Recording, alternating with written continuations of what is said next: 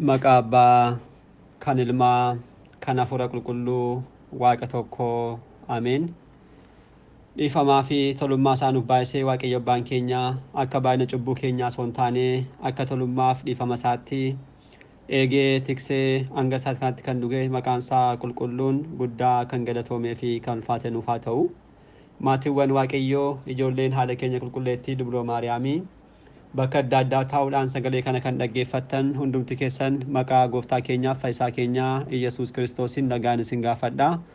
Akka akkasaatii bakka jirtanitti akkam bultanii, akkam ooltanii, akkam galgaleessanii.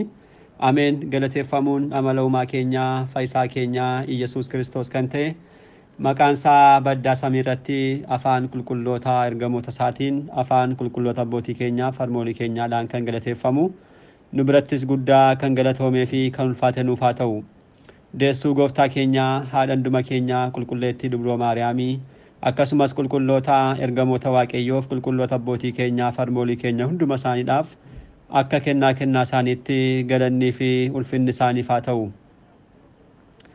Egaan maatiiwwan Waaqayyoo barumsa keenyaa dubbii amantaatiin boqonnaa shanaffaa icciitaa foonummaa eegallee akka jirru barumsa keenya kutaawwan darbaniidhaan ni yaadattu.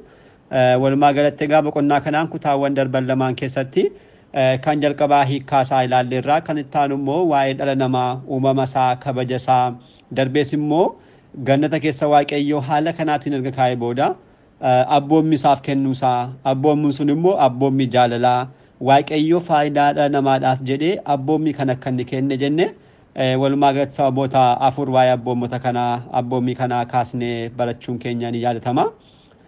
Guyyaa har'aa immoo akka fedhaa fi yaa Waaqeetti kan barannu dhalli namaa kun egaa gannata keessa erga kaawwame booda akkam ta'e kan jedhu itti fufneetu kan barannu kan ta'u. Egaan akkuma yeroo darbee ilaaluudhaaf yaalletti dhalli namaa haala kanaatiin gannata Waaqayyoo uumee isa kaa'ee keessaa yeroo hundumaadhaaf jiraachuu hin dandeenye. Abboommii Waaqayyoo kabajuudhaan seera Waaqayyoo eeguudhaan waggaa meeqa jiraate jenne waggaa 7 gannata qulqulleettii keessaa erga jiraatee booda egaa ni kufe jechuudha. Kanaafuu barumsa kanaan kan ilaallu kufaatii dhala namaadhaa fi erga kufee booda immoo abdii isaaf kenname jennee kutaa 3ffaa kanaan kana barannaa jechuudha. Egaan Waaqayyoo abboommii kenneera. Sanarratti dabarsuudhaan immoo diinni dhala namaa kan ta'e Diyaabiloos wanta biraa kan Waaqayyoo kennerraatu gorsa addaan immoo maal taaseera dhala namaaf kenneera. Maal jedhee ture? Du'an duutanii isheerraa yeroo nyaattan ijoonni keessan akka banaman akka Waaqayyoos gaariidhaa fi amaa kan beektan akka taatan Waaqayyoo waan beekuufidha malee jechuudhaan Diyaabiloos egaa boofa keessa buluudhaan gara Hewaan deemeetu haala kanaatiin kanatti dubbateera jechuudha. Seera uumamaa boqonnaa 3 lakkoofsa 4 kaasnee amma 5 dubbisne kana ni arganna jechuudha. Seerri uumamaa boqonnaa 3ffaa egaa dhalli namaa yoo jalqabaadhaaf abboommii Waaqayyoo yeroo itti cimsu kanatti agarsiisudha. Waaqayyoo hamma kanaa dhala namaadhaaf erga taasisee booda dhalli namaa garuu abboommitti tokkitti kennamte kana Waaqayyoodhaaf kabajee jiraachuu hin dandeenye jechuudha. Dhugaa dubbachuudhaaf abboommiin kenname tokkodha. Abboommiin kunis immoo abboommii dandeettii namaa ol ta'e sana miti.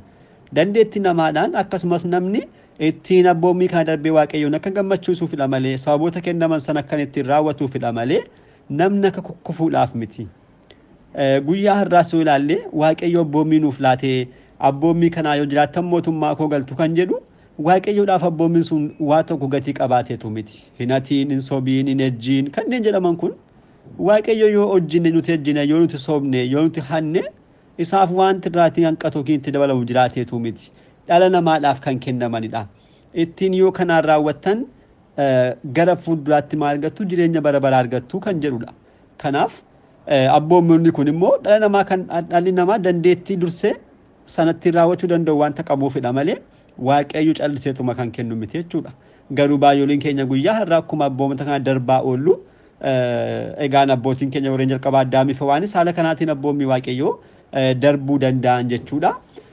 Abboommii Waaqayyoo kana diiyaabiloos gorsanni fidee itti dubbate kanaan dhugaatti fokkaate akka waaqayyo ta'uudhaaf gorsa diiyaabiloos dhagaanii mukittii kanaa muka gannataa kutuudhaan abboommi waaqayyoo cabsanii jechuudha. Muka kutuun muka cabsuun waa tokko miti. Kun waa tokko miti garuu maalidhaa dudduuba isaa kan jiru abboommi waaqayyoodha. Inni guddaa kan kabajamu malee muka miti. Mukoonni warreen kaanis ni jiru kunis ni jirti. Garuu abboommi waaqayyoo kanan taasinaa kan jedhu sana kabajuudha malee waa'ee mukaa miti asitti kan ilaallu. Akkas ta'e akkasis garuu abboommi waaqayyoo haala kanaatiin gorsa diiyaabiloos kana dhaga'uudhaan ni darbanii jechuudha. Kana booda kan waaqayyo akkuma dursee dubbate murtiin waaqayyoo haqadha. Murtiin waaqayyoo dursee kan dubbate kan isaaf kan itti hime waan ta'eedhaaf akkuma kanaa maal taasise murtii bara baraa du'a bara baraa itti murteesse jechuudha. Kennaa isaanii isaan irraa kaafame. Kennaa maalii? Kennaa mucummaa waaqayyoo ni qabaatu. Kennaa mucummaa waaqayyoo argataniitu ganata kan seenanii kana booda kennaan sun irraa kaafame jechuudha. Kana booda mucummaa waaqayyoo ni dhabanii jechuudha. Qullaa isaanii ta'an dhalli namaa qullaa isaa ta'e jechuun duras akkuma sanaa ture garuu qullaa ta'uu isaa hin beeku ture. Namni qullaa ta'uu isaa kan beeku gargaarsi waaqayyoo namarraa gaafa fagaatudha namni kan rakkatu. Garuu isaan wajjirraan gargaarsi waaqayyoo yeroo jirtutti sana hundumaan beekan turan. Garuu yeroo abboommi waaqayyoo cabsan kanatti waaqayyo isaan irraa adda ba'ee qullaa ta'uu isaanii addaa mife waan yeroo sana kan isaan beekan. Kana booda wal dhokachuu kan jalqaban. Sana dura wajjumaadhaan asoo jiraatan jechuudha.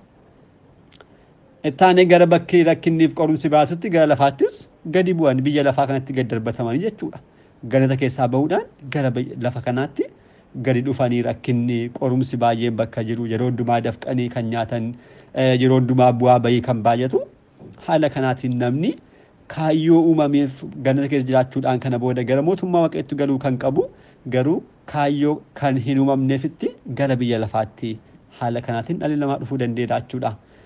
Kana booda waaqayyo maal jedhee lafti sababa keedhaaf kana baaramte haa taatu jechuudhaan dubbate. Sababa cubbuu ta'uudhaaf laftillee maal taate kana baaramte haa taatu bara jireenya kee guutummaattis dadhabbii keedhaan isheerraa nyaadhochuudhaan immoo itti dabale.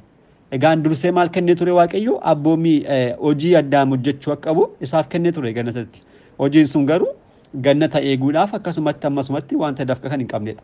Asitti garuu hojiin isaaf kenname kun baay'ee kan rakkisuudha. Dafqee kan inni nyaatuudhaaf jechuudha. Yeroo hundumaa dafqee dadhabbiidhaan jechuudha. Magaalatti baay'ee dadhabbii kan qabuun kanaan akka inni nyaachuu qabu itti himee akkana taasise qoraattis dachee naa biqilchitu jechuudhaan immoo itti dabale seera uumamaa boqonnaa 3 lakkoofsa 17 kaasnee immoo dubbisnu jechuudha. Qoraattii haa biqilchitu kan jedhu qoraattii egaa kan nama waraantu kana jechuu osoo hin taane qoraattii haa biqilchitu kan jedhamte kuni qorumsadha. Qoraattii kan jedhaman qorumsaa daandii adda addaadhaan kan nama qoran jechuudha. Egaa namni achi keessa yoo ta'u qormaata hin qabu garuu abboommi waaqayyo tokko eegee akka jiraachuu danda'u qofaaf isaaf kennamee ture.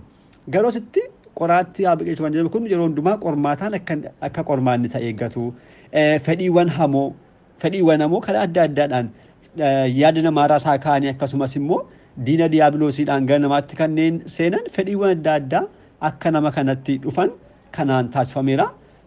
Akkasumas immoo cubbuuwwan adda addaa isarratti akka isaan mo'an. Cubbuun baay'een jechuudha addaam irratti amma mo'anitti dhalli namaa abboommii waaqayyoo yeroo cabsuudha. Cubbuuwwan adda addaa eeguu kan dadhabu. Garuu abboommii waaqayyoo namni eegu yeroo hundumaa gargaarsi waaqayyoo isa wajjirraanidha. Cubbuuwwan irra isa mo'atan. Guyyaa irraas jireenya keenya irratti gaafa laallu namni gaafa cubbuu tokkoof kufu isa dhugaadha. Isaan kaanillee akkuma kanaa taasisaa deemu. Garuu abboommii waaqayyoodhaaf namni yeroo hundumaa kabajee eegu namni waaqayyoon gaddisiisuu irraatii of eeggatu yommuu taanaan gammachuudhaan isaan kaan kan nuti hin beekne kan namni kun hin beekne waaqayyo maal taasisaa kennaa isaadhaan isa irraa eegaachuudha. Kanaaf namni abboommii danda'u kabajuu qaba. Kanneen nuti hin dandeenye wantoonni baay'een hafuuraan raawwataman jiraachuu danda'u.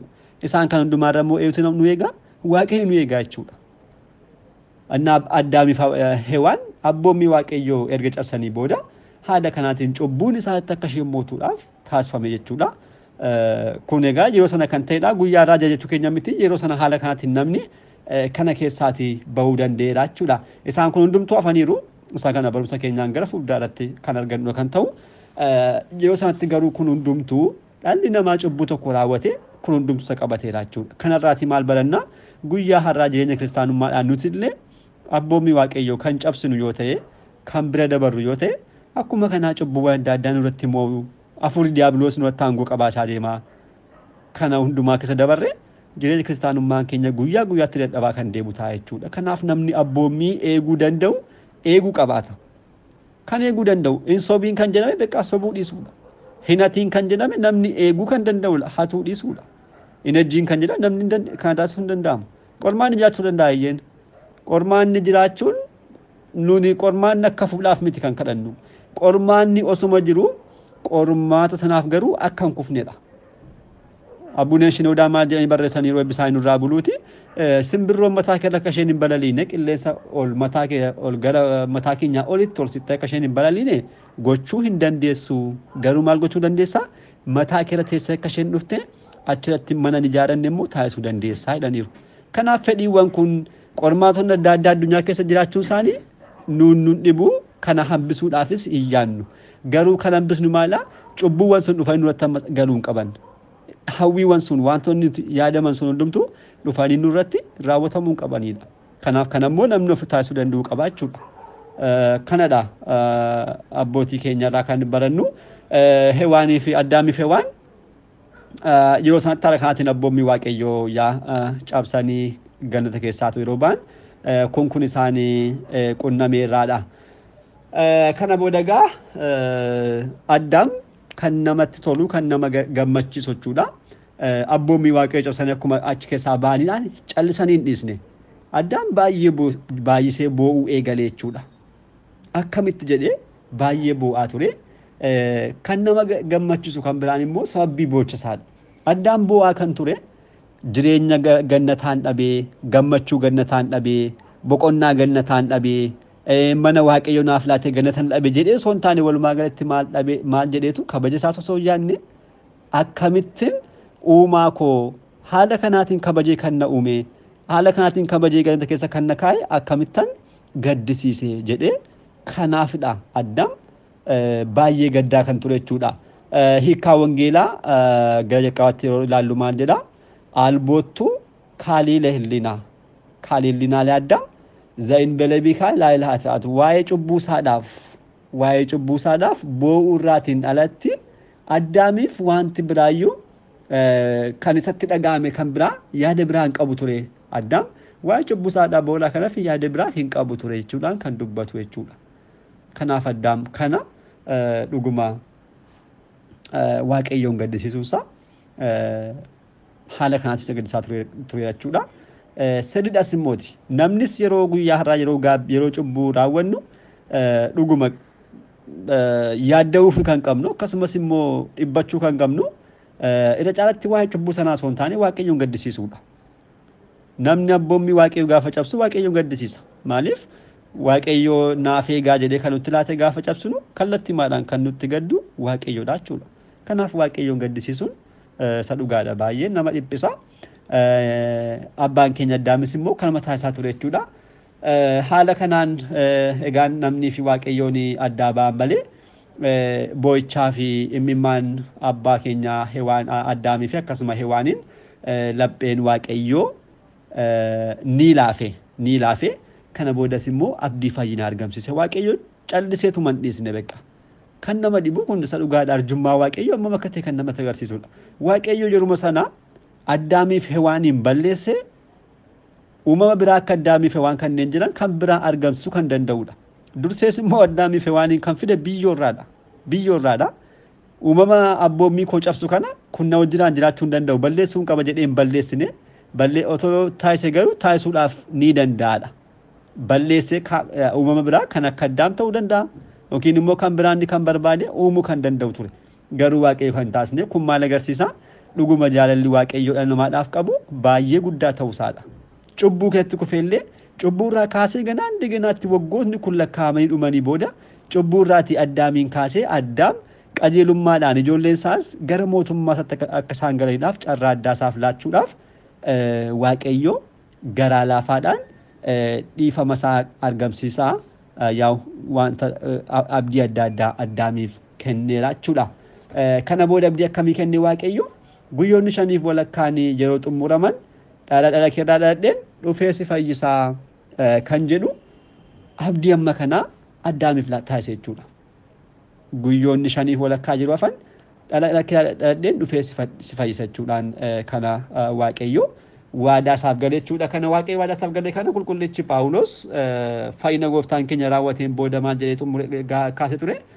Xummurii barichaa yeroo ga'u waaqayyo ilma isaa ergee dubrooraas immoo ni dhalate jechuudhaan Galaatiyaa boqonnaa 4 lakkoofsa irratti kan dubbate isa kana yaadachuudhaanidha. Waaqayyo dursee maal jedhee ture. Waggoonni guyyoonni shanii walakkaa yeroo isaan xumuraman dhufeensi fayyisa akkuma jedhe akkuma kana gooftaan keenya osoo yeroowwan kana dabarsin yeruma taa'etti guyyoonni shanii walakkaa kanneen jedhaman kun waggoonni 5,500 yeroo isaan dhuman ilmi waaqayyoo gooftaan keenyaa fayyisaan keenya Yesuus Kiristoos qulqulleettii dubroo maariyaam irraa dhalachuudhaan nama ta'e dubbii fayyinaa dhala namaa raawwateera jechuudha. Galanni isaaf haa ta'u. Kanaaf waaqayyo amma kanaatti dhagaa dhala namaa kan jaallatee jechuu dandeenya. Egaan ilmi waaqayyoo nama ni ta'a. Dhufeen dhaladhees jedha waan ta'eedhaaf waaqayyo nama ta'uu ilma waaqayyoo kanaaf immoo ijoolleen addaam isa booda kanneen kaan raajoonni adda addaa raajiiwwaniidhaaf fakkiin adda addaa dursanii mul'achaa turan akkasuma karaa waaqayyoo isaa ta'uu akkasumas waaqayyo karaa egaan kitaabni qulqulluun guutummaan isaa sagalee waaqayyoodha karaa adda addaa kan darbanidha. Kanaaf yeroo sanatti ilmi waaqayyoo dhufee nama ta'a kan jedhu karaa raajiiwwanii akkasumas karaa fakkeenyaawwan adda addaa waggoota kana hundumaadhaaf dubbatamaa turaniiru. Kanatti aansinee kan ilaallu isadha jechuudha. Nama ta'uu ilma waaqayyoodhaaf raajiiwwanii fi fakkeenyota dursanii mul'achaa turan ilaalla. Kan jalqabaa raajiiwwanidha. Galanni isaaf haa ta'uuti gooftaan keenya Yesuus Kiristoos nama ta'uu isaadhaaf raajiiwwan dursanii dubbataman baay'een ni jiru. Muraa isaanii garuu barumsa kanaan ilaaluudhaaf yoo barbaachise kan jalqabaa innumti waaqayyo kan dubbatedha. Maal jedheera? Siif dubartittii gidduutti sanyii kee fi sanyii ishee gidduuttis diinummaan taasisaa inni mataa kee rukkutaa atis immoo koomeesaa idditaa jechuudhaan kan jalqabudha. Asatti seera uumamaa boqonnaa 3 lakkoofsa 15dha kun yeroo namni cubbuu raawwatee kufu sana waaqayyo gooftaan kan dubbatedha Addaamitti. Siif dubartittii gidduutti kan jedhu ati kan jedhame asatti ifame foon boofaa keessa dhokatee Hewaanii kan dogoggorse diiyaabiloosidha. Ati jedhame kan isatti kan taasifame jechaadha siif dubartittii gidduutti. Dubartittii kan jedhamte immoo haadha keenya qulqulleettii dubroo maadaamidhaa fi qulqulleettii mana kiristaanaadha. Ittaanee kan jiru sanyii kee jechuun immoo ergamoota diiyaabiloosiidhaa fi ijoollee shakkitootaa fi gantootaa jechuudha. Sanyii kee jechuun sanyii diiyaabiloos ergamtoota agaantoota jechuudha. Akkasumas immoo shakkitootaaf gantoota. Sanyii ishee kanneen jedhaman immoo warreen kamidha? Ijoollee waadaa haadha keenya qulqulleettii dubroo maadaamitti amananii ijoollee mana kiristaanaadha. Isaan kun sanyii ishee jedhamaniiru. Isa kan jedhame immoo galanni isaaf haa ta'uuti gooftaa keenyaaf fayyisaa keenya Yesuus Kiristoosidha. Mataa kee rukkutaa kan jedha jechuun isaa immoo dhalannaa isaarraa kaasee gooftaan keenyaaf fayyisaan keenya Yesuus Kiristoos hanga fannootti jechuudha. Hafoota diiyaabiloos bakka adda addaatti iyyisiisuudhaan baasaa akkasumas rakkisaa cannaqsaa ture. Fannootti immoo kan xumuraa maal taasise bara baraaf ibiddatti du'a bara baraa balleessuudhaan diiyaabiloosiin yerootti hidhe waan ta'eedhaaf mataa kee rukkutaa kan jedhame isa kanadhaaf fannoo isaadhaan gooftaan keenya diiyaabiloosiin barbadeesseera jechuudha kan xumuraadhaaf. Atis immoo koomee isaanii dajee kan jedhamu diiyaabiloos giddiraanni hordoftoota gooftaa keenya Yesuus Kiristoos walumaa galatti kiristaanota kanneen jedhaman irratti kan inni geessudha. Isa kanadha kan koomee isaanii iddataa jedhamuudhaan kan ka'e jechuudha. Kanaaf kun kallattii waaqayyoo kan dubbatedha. Kan isaan waaqayyo yaafetiin haa bal'isuu dunkaana seem keessas immoo haa buluu kanaanis immoo isaaf garbicha haa ta'uu kan jedhudha. Isa kanarraatu eegallee sa'aatiin keenya nu jalaa xumuree waan ta'eedhaaf kutaa ittaanuun barumsa keenyaan qabannee kan itti fufnudha kan ta'u. Har'aaf asuma irratti nu haa ga'u abbaa sagalichaa kan ta'e waaqayyo abbaa keenyaaf galannii fi ulfinni guddaan isaaf haa ta'u. Kutaa ittaanuun hanga deebinutti nagaa waaqayyootiin turtii gaarii galanni waaqayyoof.